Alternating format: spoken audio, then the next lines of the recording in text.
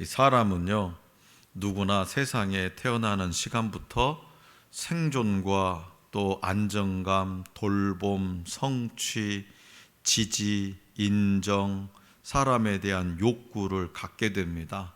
그러니까 이러한 욕구가 사람됨을 형성시켜 갑니다. 또한 이러한 원초적인 욕구가 가정과 교회와 학교, 사회에서 역기능적인 요인들로 인해서 실현되지 못할 때 상처가 되는 거예요.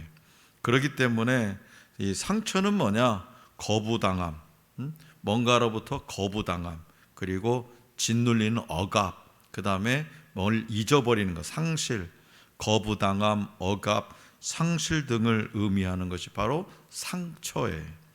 이러한 상처들이 치유되지 못하거나 그대로 방치되거나 억압되었을 때 이 다른 사람보다 자기 자신의 상처로 고통을 받게 된다는 거예요.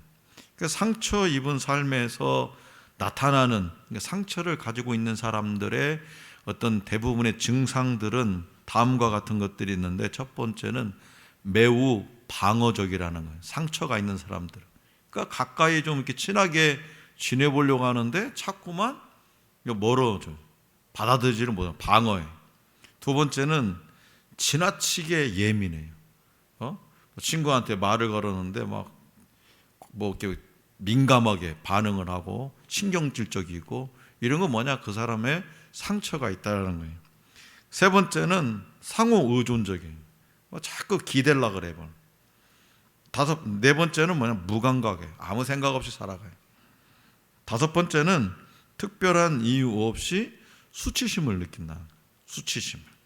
여섯 번째는 다른 사람으로부터 칭찬이나 인정의 말을 받아들이는데 힘들어요. 힘들어요. 누가 칭찬을 해주면 뭐라고? 감사합니다. 이렇게 하면 되잖아요. 칭찬을 받아주면 되잖아요. 근데 그냥 누가 칭찬을 해줘도 멀뚱멀뚱 쳐다보고 그러는. 왜 그래요? 상처가 있다라는 거예요. 상처가. 또 다른 사람들과 친밀한 관계를 맺어가지 못해요. 상처가 있는 사람들. 그래서 항상 주변인으로 머물든가 혼자 외톨이로 다닌다든가 그러는 거. 그러면 그런 친구들이 있으면 좀 따뜻하게 또 이렇게 감싸주고 해야 되는데, 그런 친구들을 또 왕따시키는 그런 무리들도 있죠. 그 상처를 받은 친구가 있는데요. 여덟 번째는 또 상대적으로 매우 충동적이라는 거죠. 굉장히 폭력적이다든가 조그만 일에도 폭력적이라는, 충동적이라는 거예요. 이런 것들이 전부 다 상처를 가지고 있는 사람들의 지니고 있는 증상들이다 이거죠. 오늘 우리에게 주신 본문 말씀에 등장하는 요셉, 이 요셉은 야곱의 11번째 아들이자 야곱이 가장 사랑한 아내 라헬이 낳은 첫째 아들이에요. 요셉은 아버지의 첩이었던 빌하와 실바의 아들들과 함께 양떼를 쳤어요.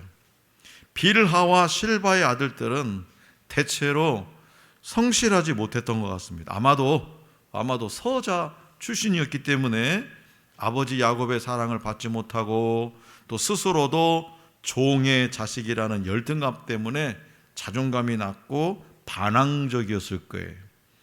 야곱은 다른 아들들보다도 요셉을 더욱 사랑했고, 요셉에게 채색옷을 입혀주기까지 했죠.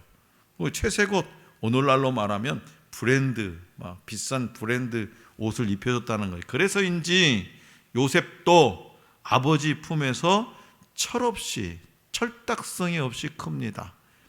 왜 철딱성이 없냐? 형들이 조금 잘못한 거 있으면 그냥 넘기지 못하고 아버지한테, 아버지 첫째 형이요, 아버지 셋째 형이요, 아버지 넷째 형이요. 그리고 가족 모두가 또 자신에게 절을 할 것이라는 두 번의 꿈을 공개적으로 이야기할 정도였죠. 그래서 형들은 자신들의 잘못을 아버지에게 고자질하는 요셉을 죽이고 싶도록 미워했던. 죽이고 싶도록 미워하면 감정이 얼마나 격했을까요? 그냥 고자질 한 거 가지고 아버지한테 고자질한 거 가지고 그 동생을 죽이기까지 얼마나 그 고자질하는 게 미웠으면 죽이고 싶어 했을 정도였을까 이 말. 또 요셉만 좋아하고 사랑하는 이 아버지에게 불만이 많았고 자기들은 홀대하는 아버지에게 깊은 서운함을 느낍니다. 그리고 그 서운함은 요셉에 대한 미움과 시기로 바뀌어 날로 점점 커져가더라 이거예요. 어느 날 요셉이 아버지 심부름으로 양을 치는 형들을 찾아가요. 저 멀리서 자신들을 향해 천진난만하게 인사하는 요셉. 형아들. 그 요셉을 형들의 마음에 분노가 일어나더니 급기야 그를 죽이려는 생각에까지 이릅니다. 무슨 일이든지 한번 생각하는 것은요 어렵지, 막상 결심하자 형들은 무섭게 실행한다는 거예요.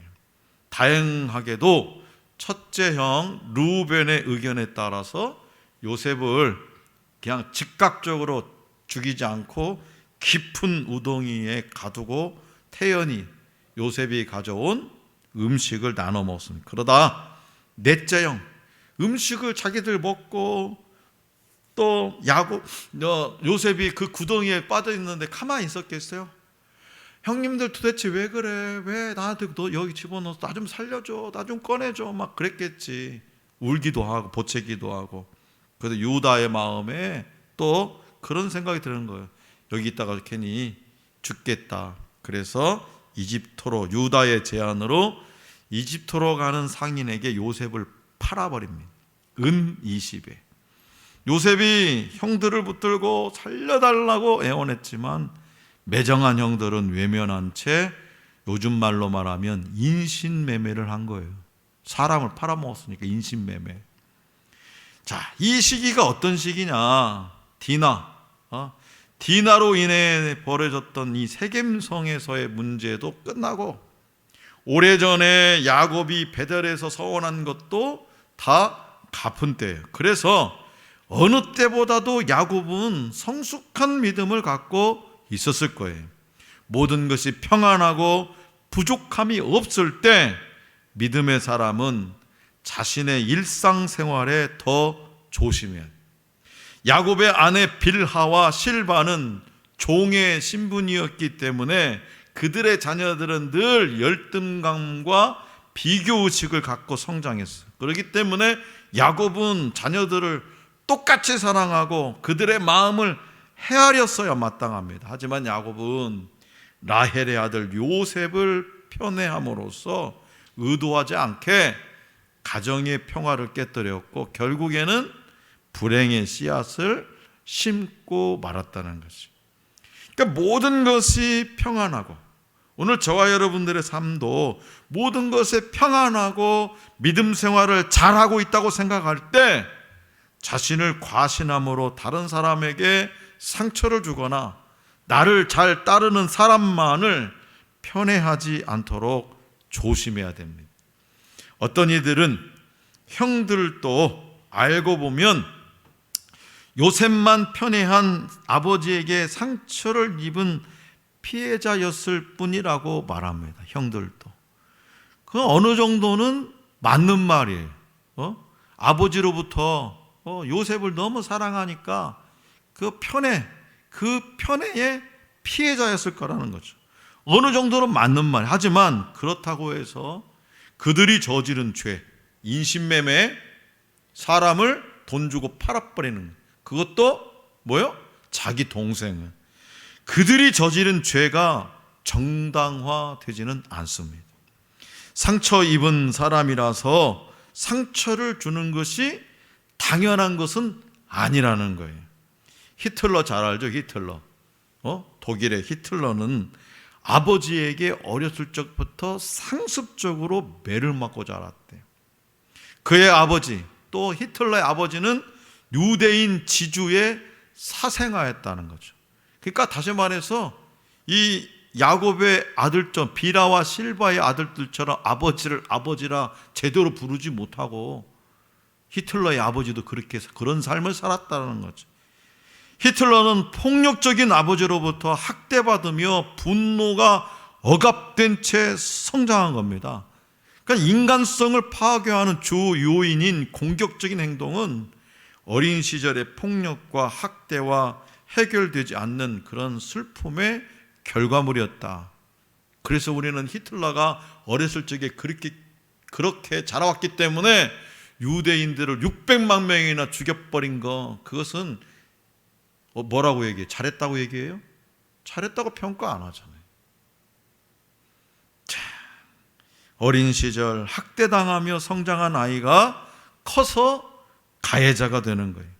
미움받고 자란 아이가 남을 미워하고 사랑받고 자란 아이가 남을 사랑합니다. 하나님은 심은 대로 거두게 하신다고 갈라디아서 말씀하고 있어요. 그렇다면, 자, 그러면 요셉의 형들은 무엇을 해야 될까? 미워 죽겠어. 죽이고도록 미워 죽겠어. 그런데 그 동생을 인신매매 해버렸단 말이죠.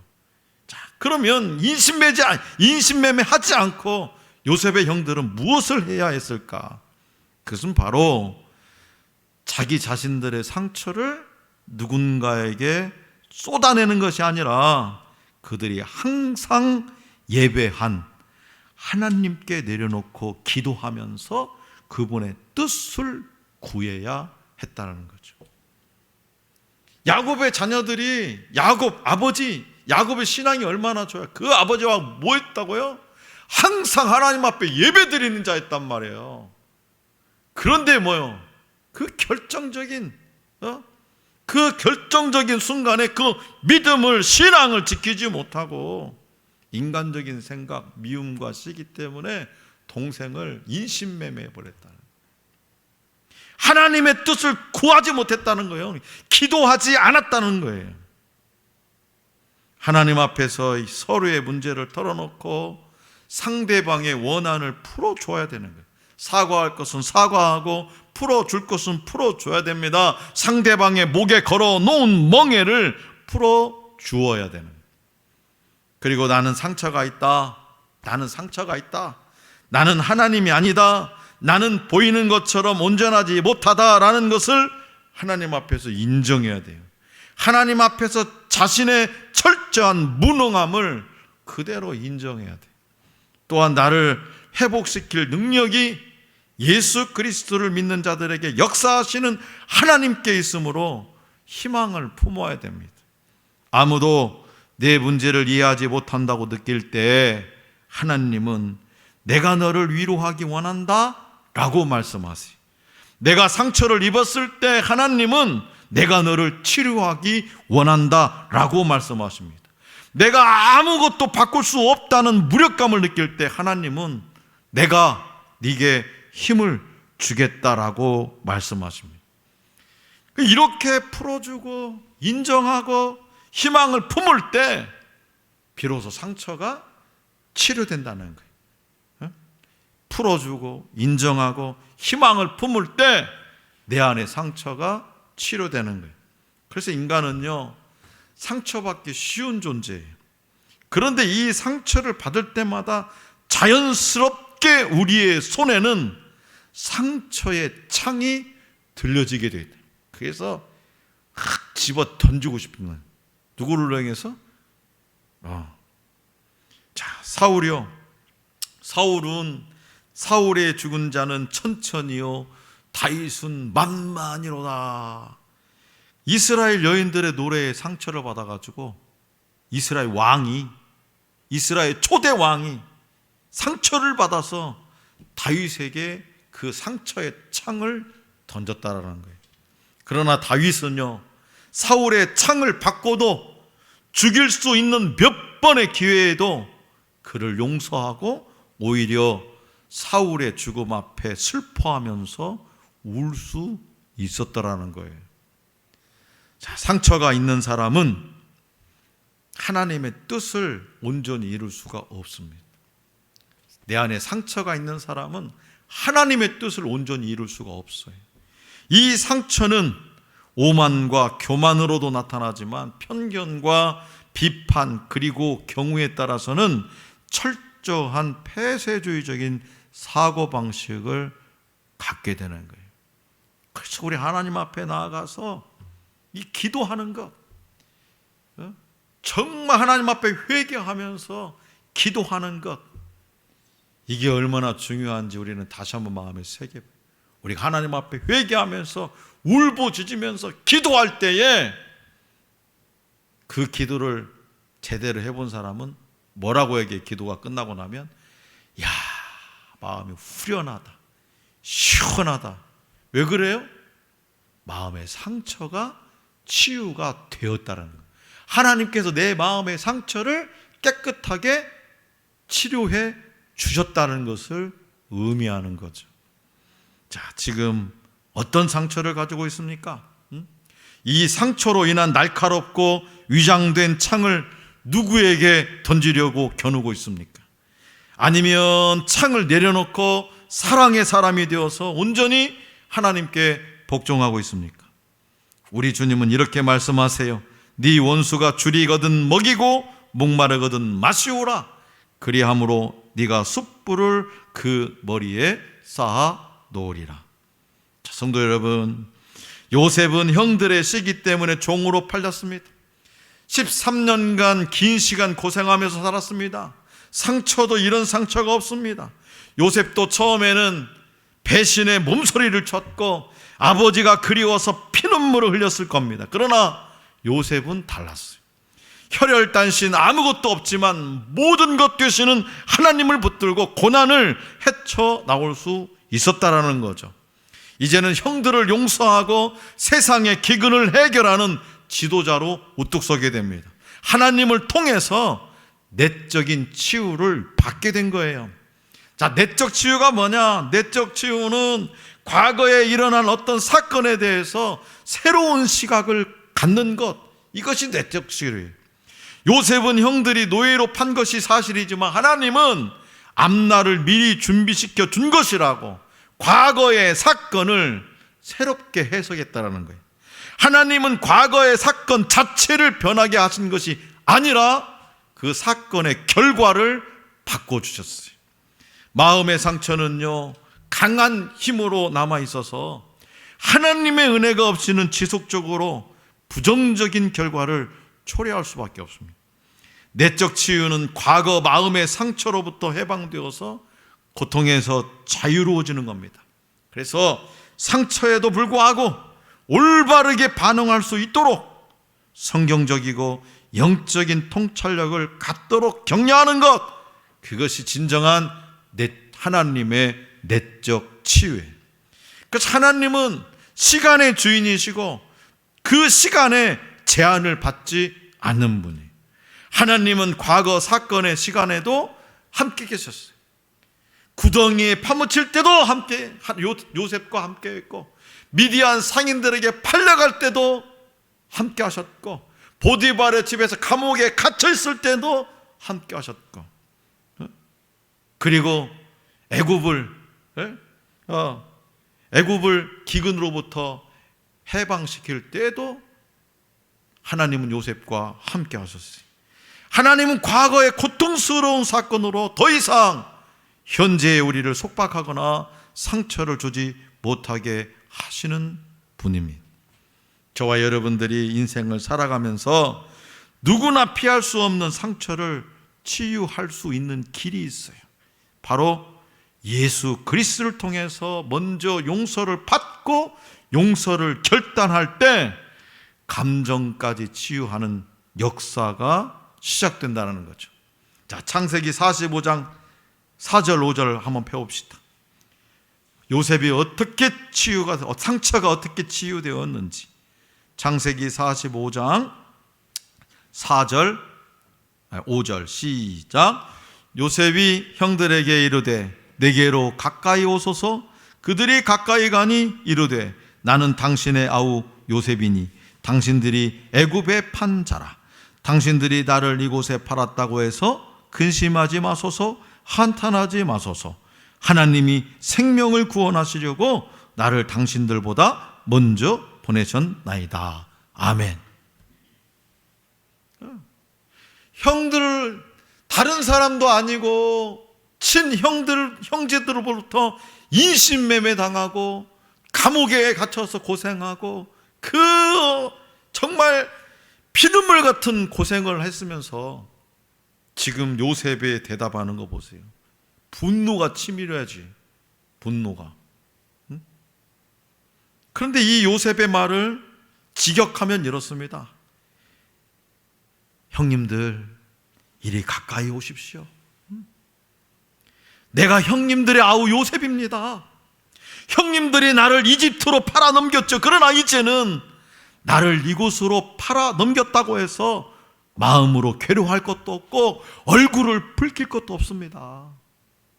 왜냐하면 하나님께서 우리의 목숨을 살리시려고 나를, 우리의 가정을, 우리 아버지와 우리 식솔들을 살리시려고 하나님께서 나를 형님들보다 먼저 이 애굽에 보내신 겁니다. 사랑하는 성도 여러분, 많은 이들이 마음의 상처로 힘들어합니다.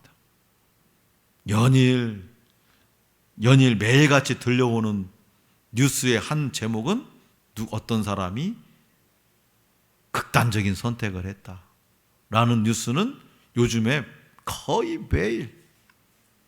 아픔을 견딜 수 없어서 어떤 사람은 세상을 원망하고 어떤 사람은 자신을 공격해요. 그러나 하나님을 믿는다면 누군가를 공격하지 않아도 돼요. 그 이유는 바로 하나님께서 우리의 작은 신음도 들으시고 새로운 길을 여시기 때문입니다. 우리가 간절히 기도할 때에 하나님은 고통을 이기게 해주시고 더욱 성숙한 믿음을 갖도록 우리를 격려해 주시기 때문입니다. 상처 없이 살아가는 사람은 없습니다.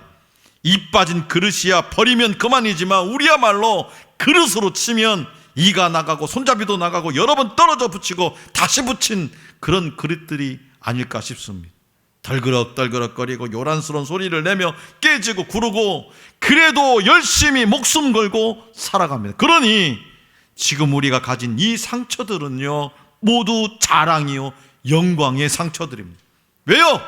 열심히 잘 살아왔다는 증거입니다. 하나님이 주신 좋은 것, 그것이 비록 다른 사람에 비해서 적게 보일지라도 그것에 집중한다면, 그 적은 것에 집중한다면 불가능을 가능케 하시는 하나님의 놀라운 치유와 회복, 축복의 역사가 여러분의 것이 될 줄로 믿습니다. 혹시 마음의 상처로 힘든 시기를 보내고 있습니까? 이제 하나님 앞에 내어놓으시기 바랍니다. 자기가 꽁크리 어떻게 봤자 그 짐덩이에 짓눌려 죽을 수밖에 없어요. 하나님 앞에 내어놓아야 돼요. 솔직하게 기도하시기 바랍니다. 하나님을 절대 신뢰하면 하나님께서 반드시 그 상처를 아름다운 일로 바꿔주시겠다고 말씀하십니다. 그러므로 상처와 고난 중에 위로와 평화의 주님을 바라보고 자기 십자가를 지고서 늘 참고 기도할 수 있기를 원합니다. 주님의 사랑으로 가족과 친구와 동료들의 상처를 치료해 줄 수 있는 우리 모두가 될 수 있기를 간절히 기원합니다.